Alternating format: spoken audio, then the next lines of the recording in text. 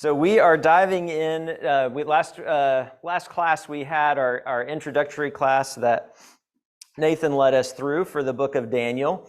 So today we are going to be diving into chapter 1, and really great section of scripture. It's going to really set the scene for the rest of the book in a lot of different ways.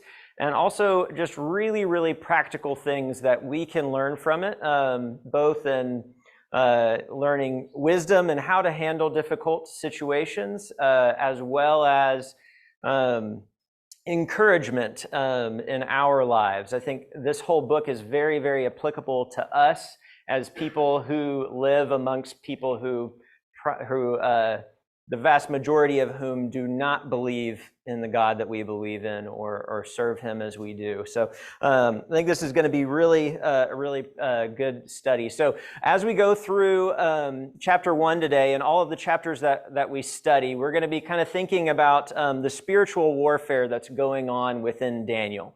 We're not going to answer these questions right now, but I want you to be thinking about what the individual conflicts are, the national conflict, and then the cosmic or spiritual realm conflicts that are going to be going on through this time. So hang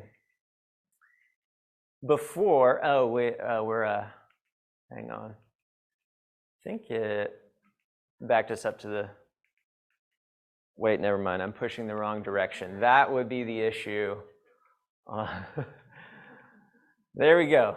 Okay, so before we get into it, anybody remember what's the major theme that we're going to be considering in the book of Daniel?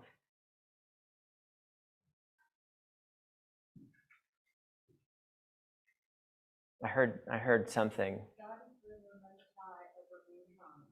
Yeah, so God being the most high ruler over mankind, God's supremacy over the nations of men, and not only that, but he bestows authority on whom he wishes. So God is sovereign in the book of Daniel here and is causing the things that happen to happen, even when it doesn't look like that on the outside. So now is where I would say look at, be considering the individual, national, and cosmic battles that are occurring within Daniel.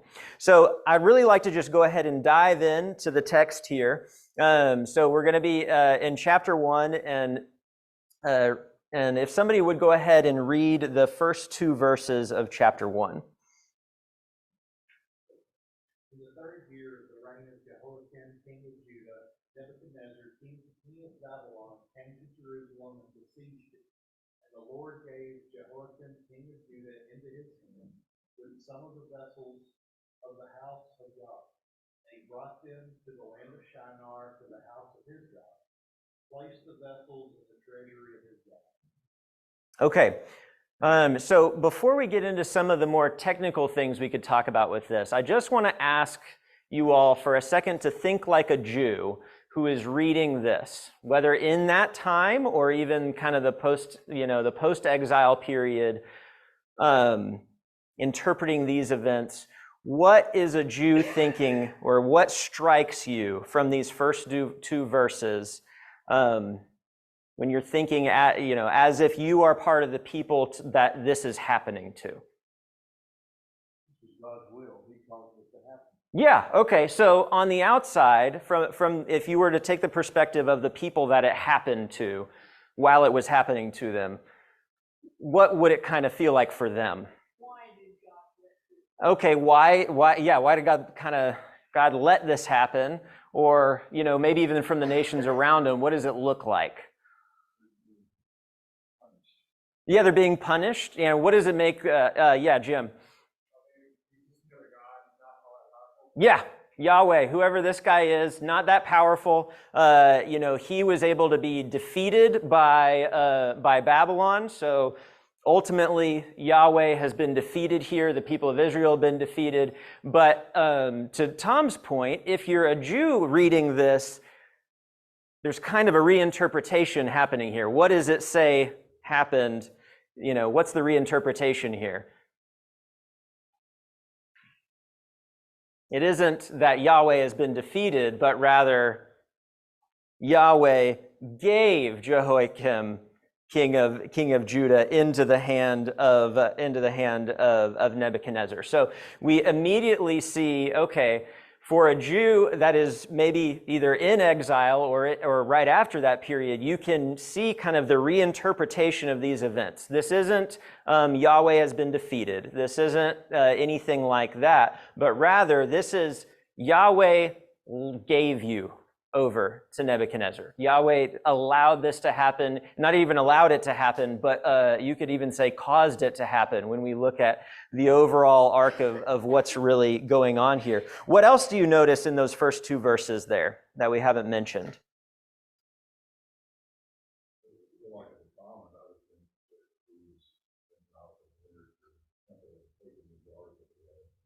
Yeah, so they've taken, not only did they destroy Judah, and I'm sure they took a lot of things, but, Daniel is specific to mention that they go into the house of God and they take the vessels of the temple away. Yeah, Norma. And at this point, there's not very many vessels and not much gold left. In other words, they have totally taken what was God's away. Yeah, so they've taken them, and what did they do with them? They didn't just take them. Put them in the Put house of their God. him in the house of their God. But there's reinterpretation to that there as well, because that's just finishing that first sentence. The Lord gave Jehoiakim, king of Judah, into his hand with some of the vessels of the house of God, and he brought them to the land of Shinar, the house of his God, and placed the vessels in the treasury of his God. So, it isn't just that they've taken them but out of the temple, but he's gone and put those vessels into his God. What statement is that intended to make? Nebuchadnezzar doing this? Yeah, his God's better. Our God is so good and so powerful that he destroys all of these nations. He destroys your gods, and your gods are even kind of under our God. Not that they wouldn't be saying yours don't exist, but yours are really puny and not very powerful. And in fact, we're going to go put them in just the treasury of our God. But we see still that reinterpretation there that God let that happen. God allows his vessels to go to Babylon. What else do you notice in this first couple verses here that might maybe be a light bulb or something to people of that time?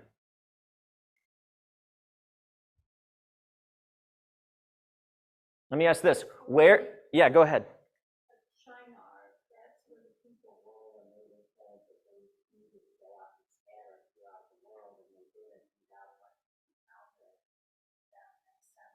Forced them into going out and filling the world, but he had no respect for the God of Israel at all, and everything everybody doing this.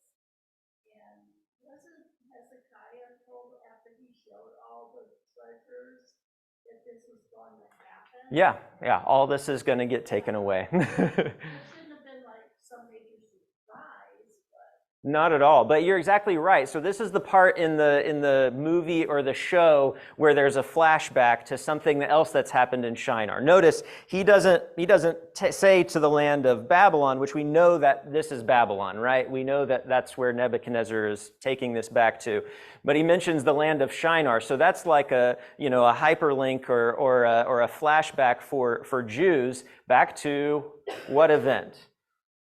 The Tower of Babel. So it's establishing this story that we're about to read firmly in the overarching story of the Bible, that is God's city versus Babylon, or the people of God versus Babel. Something interesting to note is that this here is, in the rest of the Bible, after you get out of Genesis, that the word Babylon is rendered in our text as Babylon. It is the exact same Hebrew word. It's one of those things I think is frustrating. But Babel and Babylon, the exact same word. So when you're a Jew reading, in Hebrew through the Old Testament, it's always Babel that is in conflict with God, and that's in the land of Shinar. So now we have, these vessels and these people being taken kind of to the seat of evil, the seat of conflict against God. So that's kind of really important for us to notice there. So just some general things to take note of. What significant dates and political powers are noted in the first two verses? We've got Jehoiakim, king of Judah, third year of his reign, maybe 604. There's some question about the dating there, because does it happen in 605 when they're actually, when Jerusalem falls? But we at least have some timing there. But even though we have these two powers in conflict, as we've noted already, it sets it up to say that, Nebuchadnezzar is not in control here. It seems like he is, but really God is in control. And then we just have the point about that, he could have said Babylon, but he intentionally says Shinar, which is going to take us all the way back right to the tower that was built in the valley there. Any thoughts or anything else on those first couple of verses there? Yeah.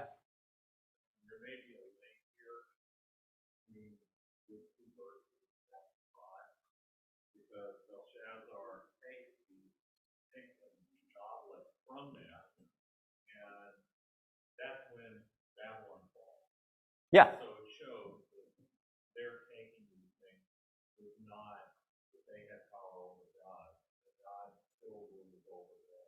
Absolutely. Yeah, all the connections there we're going to see. It's good that the vessels are brought up here, because Belshazzar's going to be bringing them out and doing some unwise things with them. But also, it kind of sets it up to be a similar story. We're going to have a big tower of arrogance erected in the land of Shinar again, and it's going to be destroyed. So that all of these parallels are going to be are getting set up here that are going to be kind of going to be recalling the Jews' mind back to this. Yeah, Norma. One of the things we need to note is that this is very early in Nebuchadnezzar's reign. Yeah, this would be right as, there's some question about whether when he besieges Jerusalem, if he's even actually king yet, or if this is kind of calling him king in anticipation of the fact that he's, just about to be king. Well, the next incident we hear of The second year. So we know this is very early. Yes, very, very early. Absolutely. That's a very good point. So the one question here that you guys have in your books is there conflict between this passage in Jeremiah 25:1, who kind of tells the dating a little bit different. I'll just read that for you here.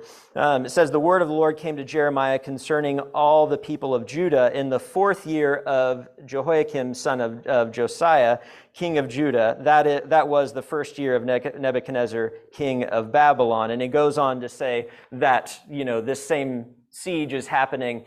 A few different explanations could be for that, because it's the 3rd year, the 4th year.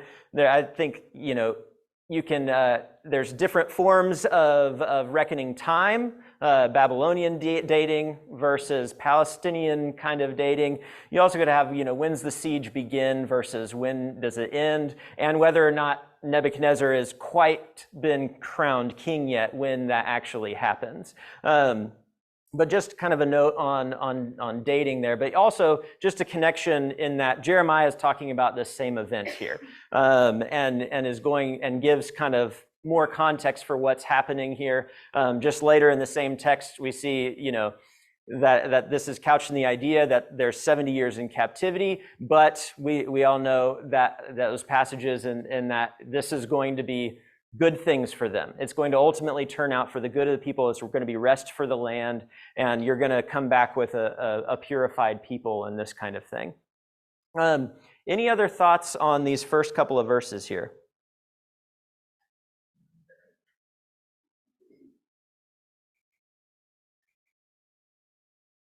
And we've kind of talked about this question already. Just that second question: what does he do? Takes them into his own temple, or the temple of his God, and obviously he has zero respect for the God of Israel. So Nebuchadnezzar would view Yahweh at this point as a very weak, not important thing, not important person. But obviously we know he's going to have his mind changed about that.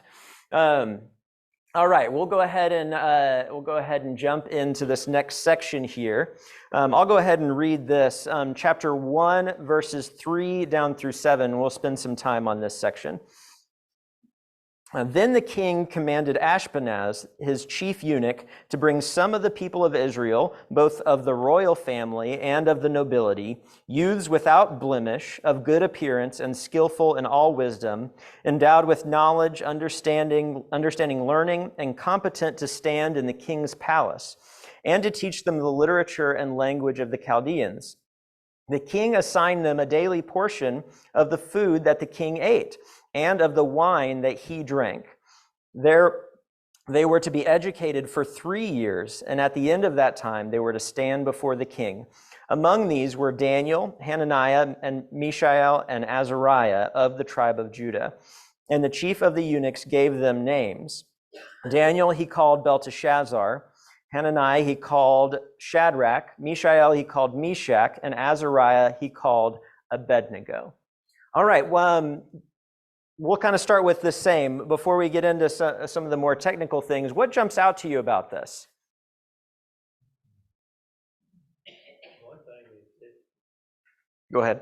one thing is you wanted children without no blemish, and that was one thing that Byron was talking about in the Yeah, that is very interesting. He wants the best of the best. There's a lot of focus on appearances here. No blemishes. He wants them from good families. But what else does he not just about their appearance, but what else does he want from them? Intelligence, skills, mental skills. Yeah, exactly. Skillful in all wisdom, endowed with knowledge, understanding learning, competent to stand. So all of these things, a description of a person that they're going to be okay with being in the presence of the king. He looks pretty good. He's really smart. And all of these kind of superficial things that they're looking for there.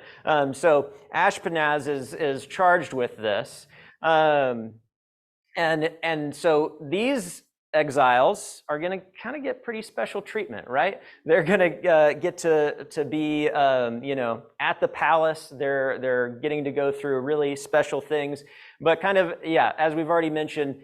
The basis here is good looking, really intelligent, understanding and knowledge.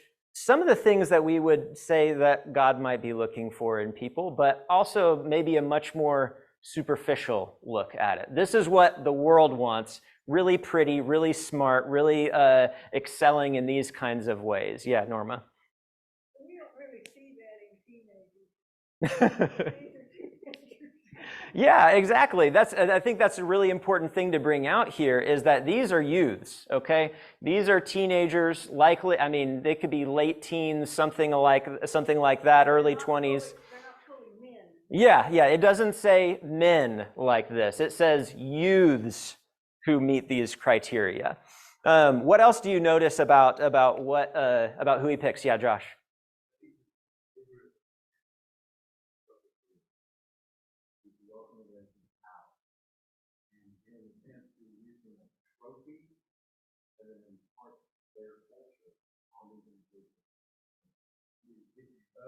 Their trophies and it's an erasure.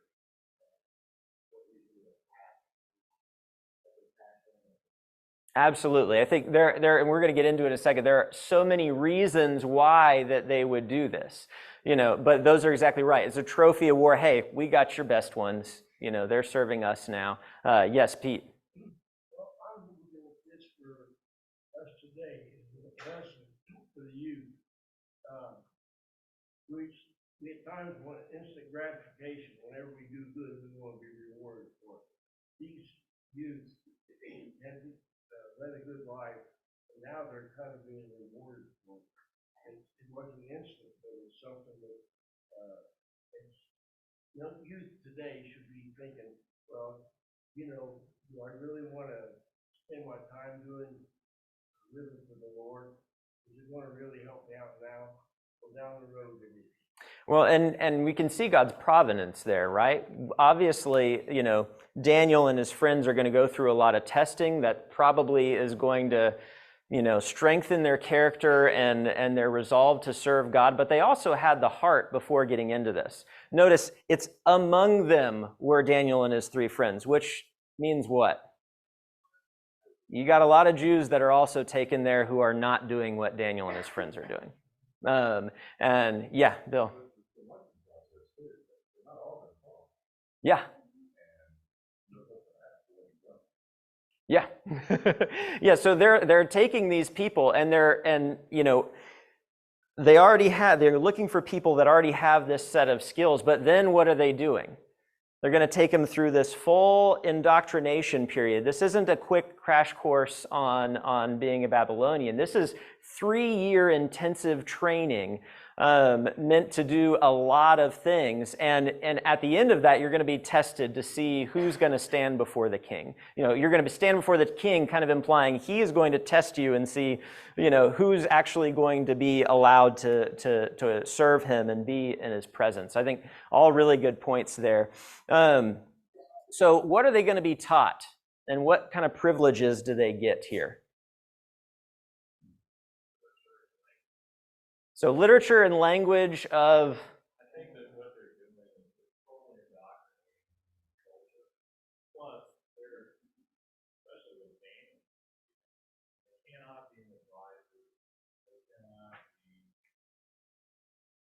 probably have some kind of dreams.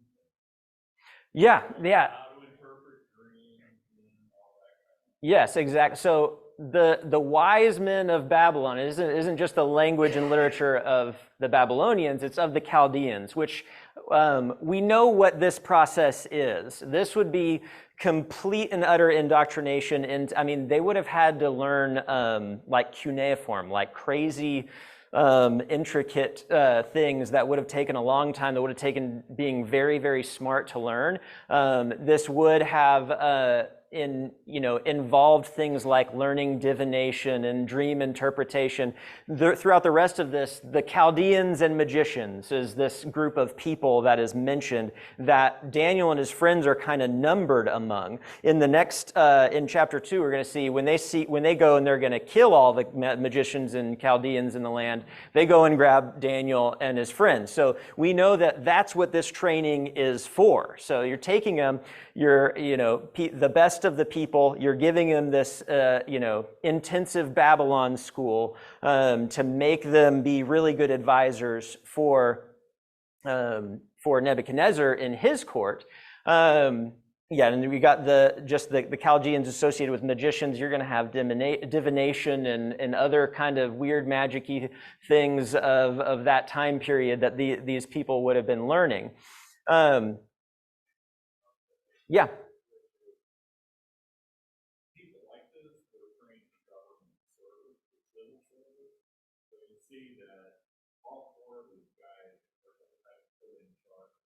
Yeah, absolutely. Yeah, so they're not only going to be advisors, they're going to be set over things. They're going to be in charge of things. Absolutely. So we've already mentioned a little bit of this, but I just want to hit on why take the noble youths and do this. We've already mentioned, okay, Josh mentioned they're going to be trophies. Hey, I beat you, kind of like the vessels. We also have human vessels being taken and being repurposed in Babylon. What other reasons are there for them doing this? Yes, Stephen.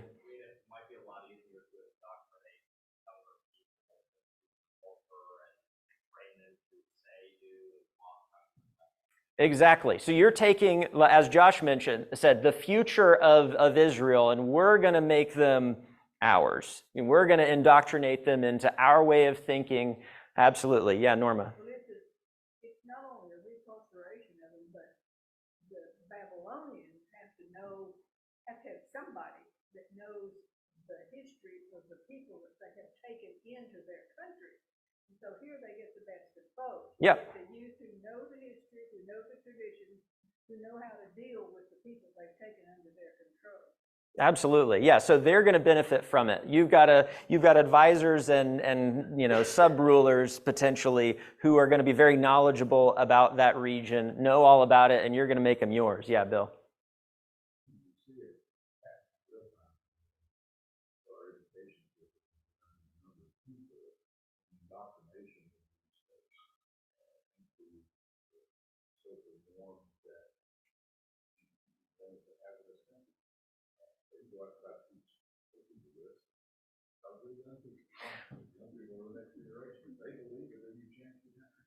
Absolutely. No, there's a lot of wisdom in what they're doing here. Any other reasons Other reasons you can think of, Mark. So a couple things here. One is that by taking the noble, you've taken away the future leadership of Judah, who now they're under your watchful eye, so they're not stirring up trouble elsewhere, potentially causing rebellion. And it also helps ensure that those puppet leaders that are over in Judah stay loyal. Yeah, it's pretty hard for them to go start an insurrection by the Kibar Canal or something when they're stuck at the palace serving the king, and maybe kind of getting used to that nice lifestyle, getting the king's food and all of that kind of thing. Absolutely. Other reasons you think that they would do this? Kind of got a few here. I think we've pretty much hit it.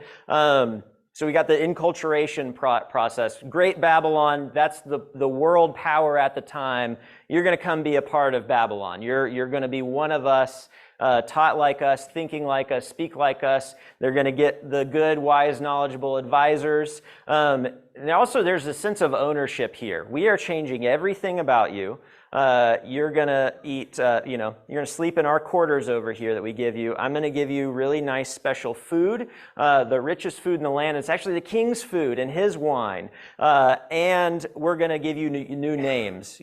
We own you. We own you in every sense of the word. Also gaining allegiance. So if you're thinking about, okay, the people of that time who have gone into exile, wow, Prince so-and-so and so-and-so and so-and-so are all in there serving the king, and they're doing pretty well, and they seem like they're part of Babylon. So I guess we should all just assimilate now. So it's gaining the allegiance of all of this people, and it's also just giving identity. They are doing everything they can to change their identity. They're sending them to Babylon University to get, taught all of the best things, but indoctrinated into, you're leaving this behind. You're leaving Yahweh behind. You get new names with our gods attached to it, and you get our education. This is who you are now. You're no longer Yahweh's. You're ours now.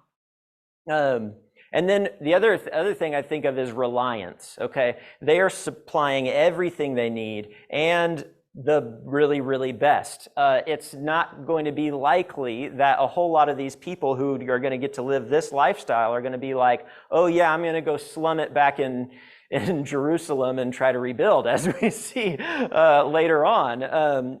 You're getting them to rely on you. I had a boss that called it the golden handcuffs. They got to keep working for the junkie company that they don't like because they get the money and they're used to the lifestyle now. Now they can't leave.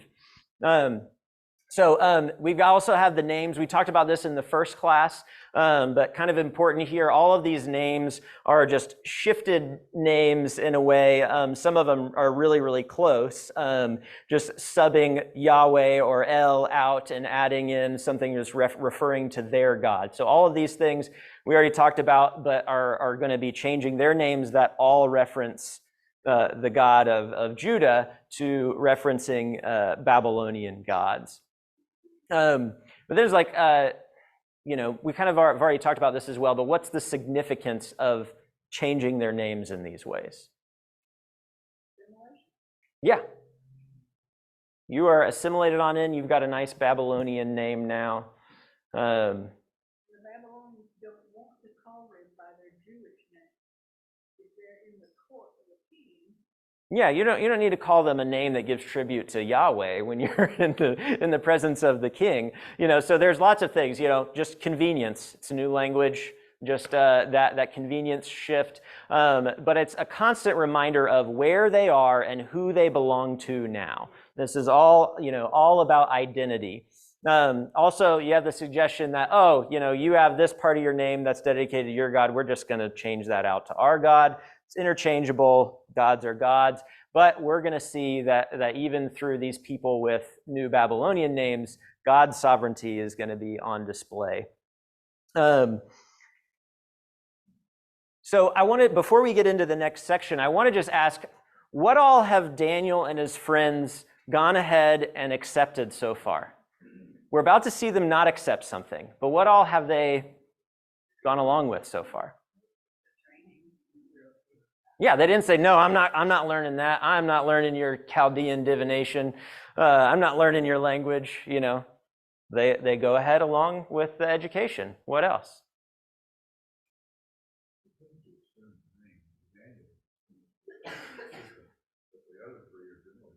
Yeah, they're referred to by their Babylonian names the whole rest of the time. Daniel kind of seems to get to keep his. I've always thought that was interesting. And we all remember them that way. You know, we don't remember Hananiah, Mishael, and Azariah too well.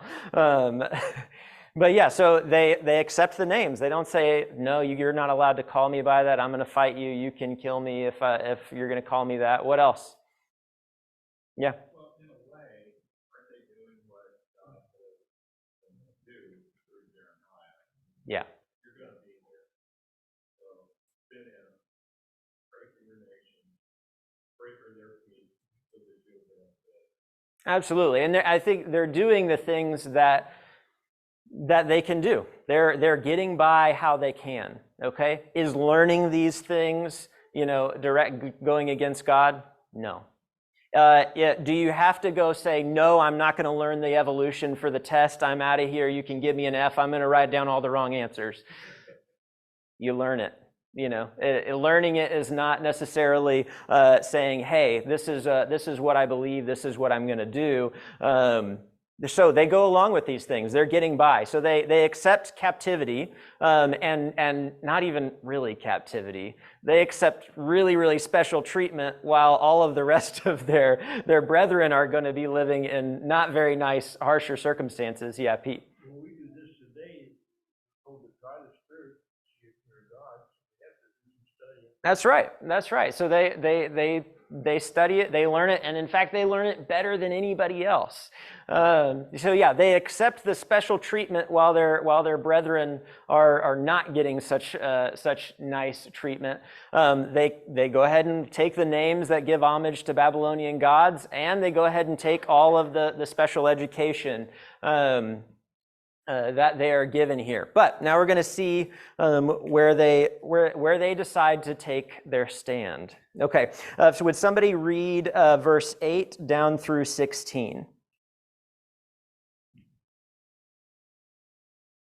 But Daniel purposed in his heart that he would not defile himself with the portion of the king's delicacies, nor with the wine which he drank. Therefore he requested the chief of the eunuchs that he might not defile himself. Now God had brought Daniel into the favor and goodwill of the chief of the eunuchs. And the chief of the eunuchs said to Daniel, I fear my lord the king is appointed your food and drink. For why should he see your faces looking worse than young men for your age? And you would endanger my head before the king. So Daniel said to the steward, and the chief of the eunuchs had said over Daniel, Hananiah, Mishael, and Azariah, please test your servants for 10 days, and let them give us vegetables to eat and water to drink. Then let our appearance be examined before you, the appearance of young men who eat the portion which he dealt with. And as you see fit, so deal with your servants. Yes. So he considered with them in this matter and tested them 10 days. At the end of 10 days, their features appeared better and fatter in flesh than all the young men who ate the portion of the king delicacies. Thus the steward took away their portion of delicacies and wine that they were to drink, gave them vegetables. Okay, so yeah, like we said, we start to see where they're going to take a stand here, and when you look at it, I almost think it's kind of interesting where they choose to take their stand given what they have accepted so far. But we know that there are definitely things about what Jewish people were allowed to eat, that kind of thing. But what's the resolution made here?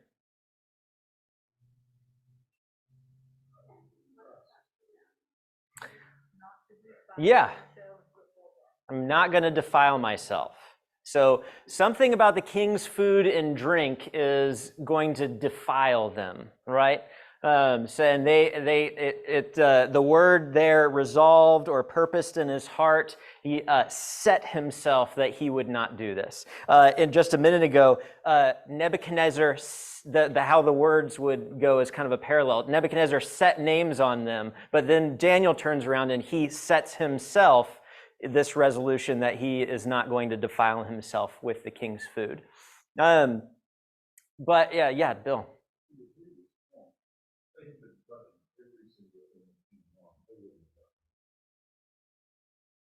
Absolutely. And I think that there's so much wisdom to be learned in this. They are not going in there being just, donkeys about it. They're not just bucking everything. They aren't just being completely objectionable people that nobody around them likes. In fact, they are outstanding to where, it says that, I always think it's interesting. It says that God gave Daniel favor and compassion in the sight of the chief of the eunuchs, even though he turns around and tells him no, which tells you if Daniel hadn't been given favor with the person, what would have happened? So you probably are out if you are bucking the orders at this point, if you haven't gained favor with the chief of the eunuchs at this point. So even though he tells him no, that was still favor. You kept your head, you kept your position, you stayed in Babylon school, all this kind of thing. So we see that, he goes about it wisely. He seeks permission. He's going to go to him and say, hey, this is a problem for me. God's law is going to come first. Yeah. And he's here again, Daniel is relying on his God. Absolutely. Absolutely. And we're going to get to that in just a minute here. So I want to ask, why would eating defile Daniel? Unclean animals, things offered to the pagan God. Absolutely, yeah. So you've got a couple of issues that jump out right away that we think of with Jewish people here. You got the easy one on the meats is that there's probably going to be unclean animals that they are not going to be okay with eating mixed in there. Would that be all meats? Maybe not, but you also have that they're going to be sacrificed to idols, which, good point, they're probably not going to be, maybe they're going to be objecting on that front, though it would say probably the king's food, like even the vegetables, everything would have been sacrificed to idols. So there's that part there, yeah. Okay, yeah, that's another excellent point. Yeah, we're supposed to have, have everything bled completely out for Jews to eat it. Part of the Levitical law there. What else do you see? Yeah. I think probably ate things we would imagine. I mean, I remember, I think it was Kathleen Turner in Raiders of the Ark, Lost Ark, and I think she looked at what she was served and she said, I don't think so. I had bugs for lunch. Yeah. Yeah, that's absolutely true. They're we unclean things beyond just beef, right? So some other things that could be involved in there. Why else? Why else might you have a problem with this? How about this? Why not the wine?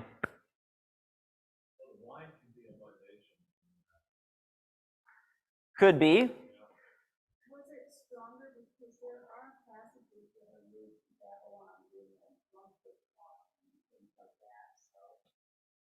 Could be. I will say an interesting thing to note, if you would look over in, where are we at? In chapter 10. Look at Daniel chapter 10. Daniel chapter 10 and verse 2. So later on, obviously, in Daniel's life, kind of after and before another vision, chapter 10, verse 2, in those days I, Daniel, was mourning for 3 weeks. I ate no delicacies, no meat or wine entered my mouth, nor did I anoint myself at all for the full 3 weeks. So all the things we said, I think, are valid so far, but we do know that a later Daniel is perfectly fine with eating meat and eating delicacies and drinking wine later on. Now, I'll absolutely give that that meat, those delicacies, that wine could have been different in some capacity. But I want you to look at, and I think all of these things are correct answers so far, but I think there may be a little bit more richness to this, just in what is pointed out about this.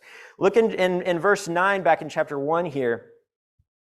But Daniel resolved that he would not defile himself with the king's food or with the wine that he drank.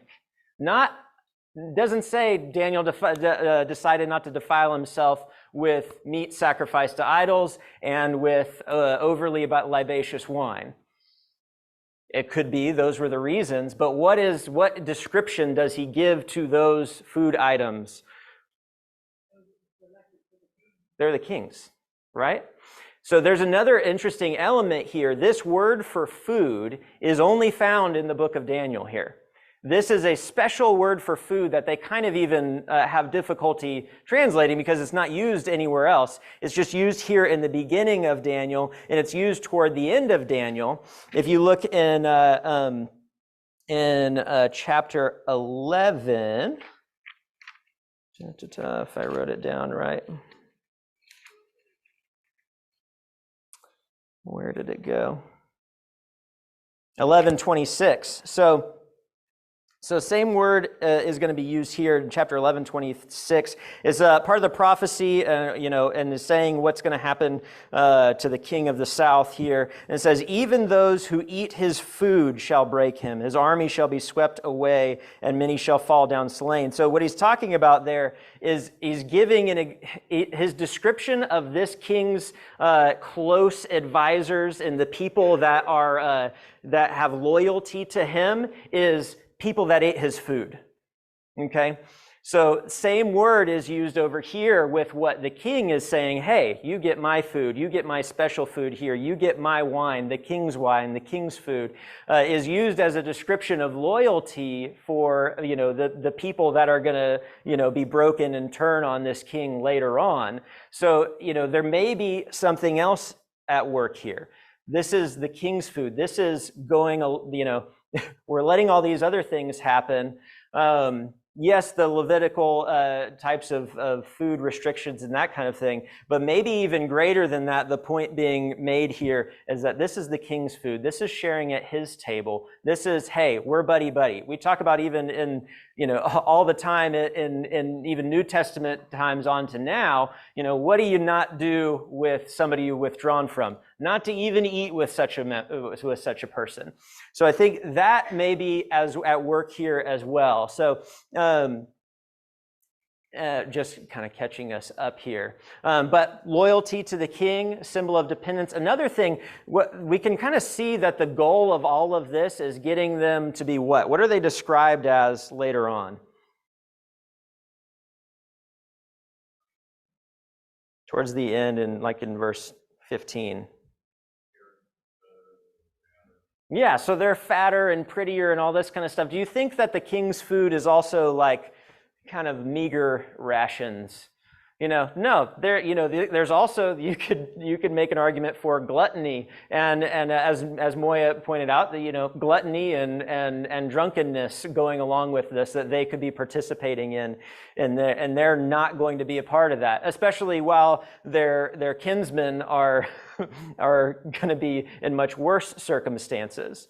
So you can kind of see how, hey, if they are going along with this part as well, eating the king's food, going along with this, what that would look like on the outside versus if you're the people of Judah in captivity there and you hear, hey, Daniel and his friends wouldn't eat the king's food.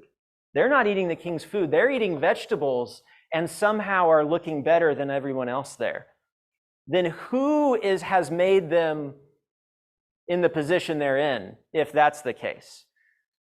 Who has made them better in appearance, fatter and smarter than everybody else if they're going and getting, I don't know about you, but if I'm eating meat and drinking wine and all of this kind of stuff, am I going to lose weight or gain weight? And versus if I'm only eating vegetables and water, you can see this is miraculous what God has done here.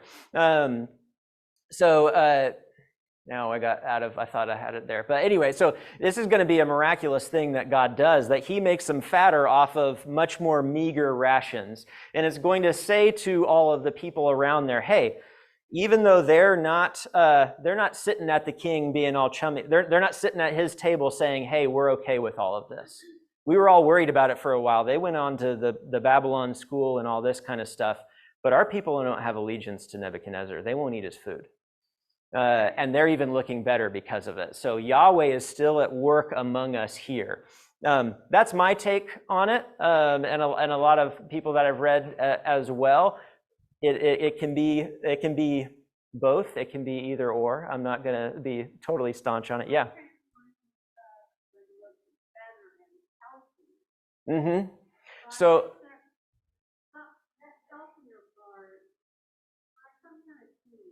Yeah, absolutely. So the term is fat of flesh or fattened flesh. It's actually there's a hyperlink here to another story. Does anybody know where else in the Old Testament, especially a time period that really corresponds to similar stories that happened to Daniel, where something might have been described as fat and healthy, fatter in flesh or healthier than something else? Bingo, good job. Yeah. So the cows with the story of Joseph. One of the only other times that like this phrase is used exactly. It's not as exclusive as the other one that we talked about a minute ago.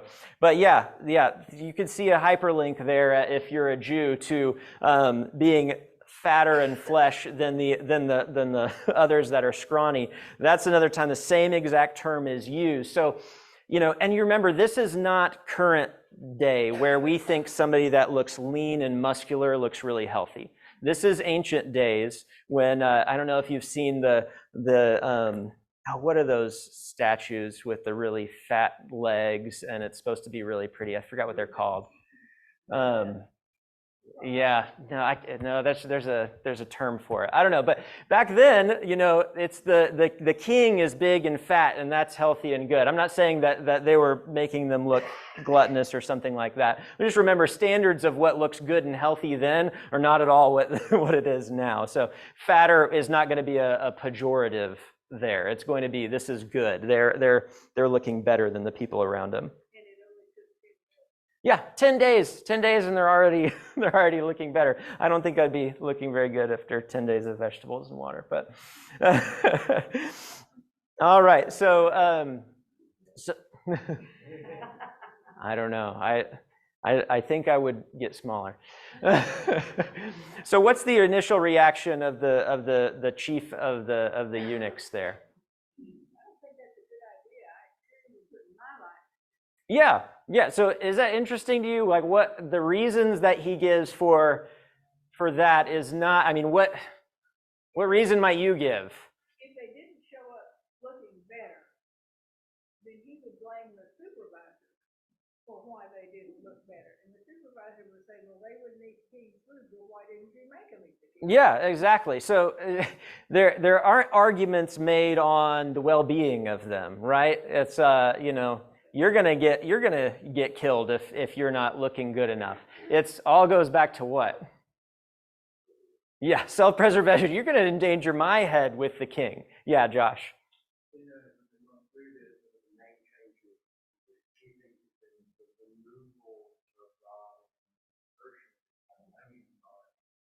One of the things that I think is interesting about this is that the chief eunuch doesn't say, because of the gods that we serve, we need to go ahead and do this particular time. Right? Nebuchadnezzar is working pretty hard to put all these gods back in high place. This is what we believe. That he says, I am so safe. Absolutely. And so what's that telling us? This is our first little inkling into Nebuchadnezzar's character. You didn't feed you've got a couple of the many people under your charge, because he's the chief of the eunuchs who is over the other eunuchs that are stewards that are over than their people. I mean, this is a lot of people. 3 of them aren't looking so good, and the chief of them is worried that he's going to lose his head. Yeah, exactly. Yeah. Yeah, he's worried he's gonna lose his head over it. So we've got those things there, but do you notice? I actually studying this was the first time I noticed who does he go? So the chief of the steward says no, and then in my mind it was always that he came back and said, "But wait, man, just test me." What does Daniel do? Yeah, he goes, "Okay, thank you," leaves, and he goes, "Let me go to the person right over me." He doesn't make a stink with him there. He doesn't make a big scene out of it at that point in time. Rather, he asks the overseer, he asks the steward that's over him, and says, hey, listen, this is what we want to do. Test it. Just test it out. After 10 days, we can get back on the other food and you're going to be okay, all of this kind of thing. But what do we learn from Daniel in this?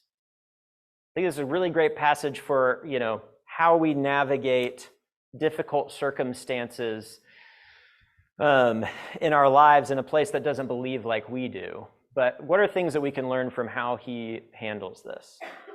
Don't make waves unless you have to.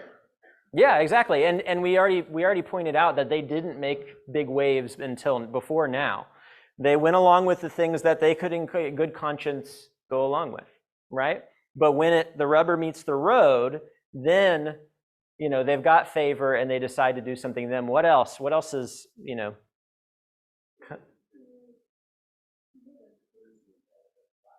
Yeah. He makes a very reasonable request, and one, not only that is very reasonable and wise, but where is Daniel's faith in this? I mean, I don't personally believe that Daniel and his friends would have gone ahead and eaten the meat after the 10 days if they looked worse, right? So, and then what's going to happen? They're not going to be it's not going to be good for them. So they put immense faith in God. They found that, their line that they're not going to cross, and they put all their faith in God in doing this. So they act with wisdom, and wisdom I think that we can learn from. They ingratiate themselves with the people that are over them to where they are willing to go along with what they're saying. If they were the stinkiest, worst of the captives that didn't ever do anything that they said, the chief wouldn't have been wouldn't have just said no, and then the steward wouldn't have gone along with this test at this time. So we see, they've got self-discipline. They're going to be okay with eating much more meager rations. Their faith is tested here and standing out. And interesting. Who is the one that leads this charge right here? Daniel, right? In the next passage, where's Daniel? Or I guess not in the next passage, but later on when we hear about the friends again. Where's Daniel? Daniel you kind of get the idea that maybe Daniel's leading with his friends here in doing this. And later on, then when Daniel's friends are confronted on their own, without Daniel there, they're ready. They've stood up to this before, and their faith has already been tested. They've seen God come through for them. And they're okay with even saying, even if God doesn't save us, they've done this before. Their faith is tested and they're ready for future trials. And just great wisdom that we see there. Let's just get through the rest of this so that we can get on to chapter 2 next time. Let's pick up back in chapter 1, verse 17. As for these 4 youths, God gave them learning and skill in all literature and wisdom, and Daniel had understanding in all visions and dreams. At the end of the time, when the king had commanded that they should be brought in, the chief of the eunuchs brought them in before Nebuchadnezzar, and the king spoke with them. And among all of them, none was found like Daniel, Hananiah, Mishael, and Azariah. Therefore they stood before the king, and in every matter of wisdom and understanding about which the king inquired of them, he found them 10 times better than all the magicians and enchanters that were in all his kingdom. And Daniel was there until the first year of King Cyrus. Let me just get this on. So what stands out to you about this section here? What do you see? Yeah, absolutely. Not only did they pass this test here where they're looking better, they passed the overall test. What are they described as?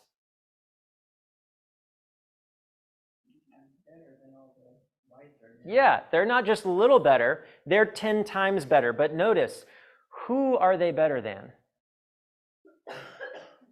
Before they were they were prettier in appearance and everything else than the other youths, but who are they better than now? Yeah, they're not just better than their peers now. They're found to be better than all of the fully fledged magicians, Chaldeans, enchanters, whatever else in all of his kingdom. So you have a bunch of new grads here that are coming out into the king's court, and they look better. You know, God has blessed them so much in wisdom in this. You know, these are really difficult things. Everything that I read highlighted just how horribly difficult this learning that they had to do was to go through. Like very, very difficult stuff that you had to be very, very smart to be able to learn. And where's this come from? You know, would in normal circumstances is the, you know, the Jewish person that doesn't even speak the language there go through this kind of training with how rigorous, learn cuneiform and all of this kind of stuff and come out 10 times better than the people that have been doing it their whole lives? Where's that come from? It has to come from God. And so that's the example that we kind of see set for all of the exiles here, and for them, is that God blesses them in this way. Three things I want you to notice up in verse 2, we have 3 times this statement that the Lord gave. The Lord gave Jehoiakim over to them. Later in verse 9, and God gave Daniel favor and compassion in the sight of the chief of the eunuchs. And then in verse 17, as for these 4 youths, God gave them learning and skill. Was it the school that made them really smart? No. God gave them learning and understanding. He miraculously speeds up their learning and understanding to where they're better than everybody else. And the young Jewish kids are outperforming the older magicians that have been doing this. What's special about what gift Daniel gets? Yeah, so he gets the interpretation of dreams, and that's going to be really important as we go on to this next section. It's also, again, lots of hyperlinks here. We didn't even touch on all of them. Who is that going to be reminding us of? Joseph. What's important about the story of Joseph to exiles here? Yeah, he's an exile. He's in a foreign place. He goes through some terrible things, gets knocked down, but what's the ultimate result of what he goes through? Yeah, so he gets taken to the top, like is already starting to happen here. And what is the result of Joseph's story for the people of Israel? God's salvation. And the whole entire, the theme of it, as Joseph says at the very end, 2 different times, you meant this for evil, God meant this for good so that many people would be saved. So all of these things are very intentionally being brought into the story or highlighted in the story. Hey, we got an interpreter of dreams in the king's palace here. Remember that, guys? God's with you still. He is with you. He is providing for you still. God is still in control, even though you're here. Sit tight. God has got us. So Daniel's given the special abilities there, and we'll send these out. And we've already noted they're 10 times better there. A few things just I want to notice, and we'll wrap up with this. We'll see kind of the things Nebuchadnezzar does. From the world's perspective, or the nations around, or the Babylonians, we see Nebuchadnezzar besieges Jerusalem. He brings the people and the vessels to his special Shinar temple. He takes the youths. He causes the fear of death in his people. He assigns them his food. He assigns education, and he assigns them new names. But this is all reinterpreted for the Jewish people of that time. That guess what? This was really Yahweh gave Jehoiakim and you all over into their hands. God gave him favor and compassion. God is the one that makes them fatter and more healthy than the people around them. And it's God that gave the greater learning and understanding than the people around. Just to kind of finish up here, what individual battles do we see being waged here? Which ones jump out to you? Okay, or let's say absolutely, yes. Specific individuals, though, like who versus who here? Yeah, Nebuchadnezzar and Jehoiakim, and on the surface, who won? Nebuchadnezzar very clearly won that battle, but again, reinterpreted to something very different. God allowed this to happen. Yahweh is still winning, as we'll see. What other individual conflicts do you see here? Yeah, Daniel and his friends versus kind of the eunuchs, but really against Nebuchadnezzar's rule. And we see the Daniel and his friends win out there, absolutely. Nationally, we see Judah utterly defeated, right? And so Judah's been defeated, but again, reinterpreted as what's overall this in the spiritual battles here. This is all reinterpreted as God is in control. God has won here. Don't worry. We're still winning, and we're going to see that played out very powerfully throughout the rest of this. Any final thoughts before we finish up? Thanks for an excellent class. Thank you for all your comments. We'll get into chapter 2 next time. I'm not sure if we'll be able to get through all of chapter 2, but it'll be lots of fun. Be sure to read up on it before so we can have another really good class.